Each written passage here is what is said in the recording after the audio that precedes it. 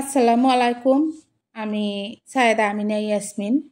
হজরত রাসূলুল্লাহ আকরাম সাল্লাল্লাহু আলাইহি ওয়াসাল্লাম সাইয়্যিদুল মুরসালিন অর্থাৎ নবী রাসূলদের সর্দার এবং আল্লাহ পাকের সর্বাপেক্ষা প্রিয় ব্যক্তি। আল্লাহ তাহার প্রত্যেক নবী রাসূলকে মুজিজা বা অলৌকিক ক্ষমতা দান করিয়াছিলেন। অবশ্যই তাহাদের সব নবী রাসূলকে একই ধরনের ক্ষমতা দান করেন নাই। এক একজনকে বিশেষভাবে এক এক ধরনের ক্ষমতাই বেশি প্রদান করা হয়েছিল। আমাদের নবী সাইয়্যিদুল মুরসালিন সাল্লাল্লাহু আলাইহি ওয়াসাল্লামকে আল্লাহ তাআলা সর্বমুখী ও সর্বপ্রকার মুজিজা সমানভাবে দান করিয়াছিলেন।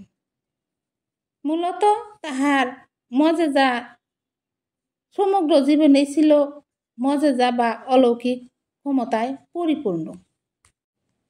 হযরত আব্দুল্লাহ ইবনে আব্বাস রাদিয়াল্লাহু তাআলা আনহু বলেন যে আরবে তখন রোকন বিন অবন নামক এক বড় বীর ছিল।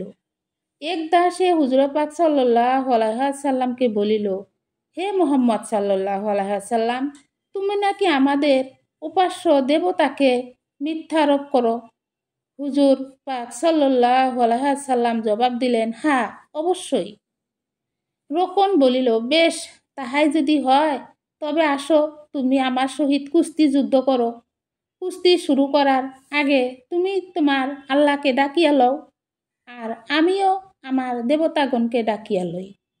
অতঃপর কুস্তিতে যদি তুমি আমার উপর জয়ী হইতে পারো তবে আমি তোমার আল্লাহর উপর এখনই ঈমান আনিব, আর আমি যদি জয়লাভ করি তবে তোমাকে স্বীকার করিতে হইবে যে আমাদের দেবতাগণই সত্য। নাউজুবিল্লাহ। এই কথা বলিয়া সে হুজুর পাক সাল্লাল্লাহু আলাইহি ওয়াসাল্লামকে বলিবার অবকাশ না দিয়াই তাহার পবিত্র হস্ত ধরিয়া এমন জোরে আকর্ষণ করিল যে তাহাতে পাহাড় হইলেও বোধ হয় স্থানচ্যুত হইত। কিন্তু সে হুজুরে পাক সাল্লাল্লাহু আলাইহি ওয়াসাল্লামকে তাহার জায়গা হইতে এক চুলো টলাইতে পারিল না। সুবহানাল্লাহ।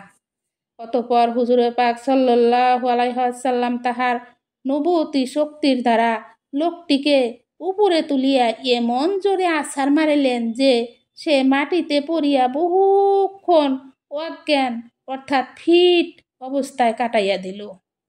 লোকটির তখন ইয়াকিন বিশ্বাস হইয়া গেল যে হুজুরে পাক সাল্লাল্লাহু আলাইহি ওয়াসাল্লামের ধর্মই খাঁটি ধর্ম আর বিশুদ্ধ ধর্ম।